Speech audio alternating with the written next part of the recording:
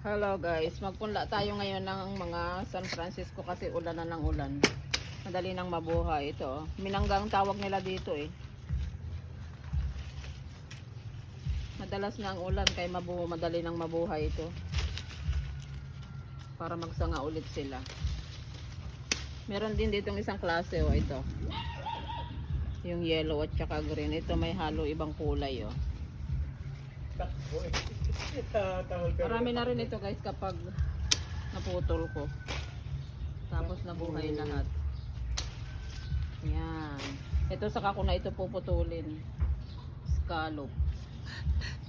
Ito munang malalago ang putulin natin. Ito mo to. Ayun. Marami na. Inuubo pa ang videographer. Ganyan lang. Pag tag-ulan, madali lang mabuhay ito. Maayos na. Maayos na. Ayan. O, ito pa rin guys. Ito yung tawag nila ay toothpick.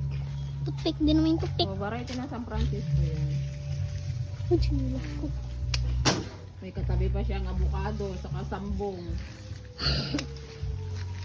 Dami ito kapag naputol. Laging kumuha sa akin yung mundo ng sambong. Pinanggagamot nila eh. Pinanggagamot.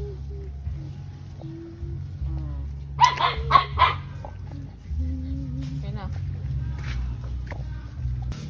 Yan, ito na lahat yung aking mga naputol na punlain na San Francisco. Iba-ibang variety yan.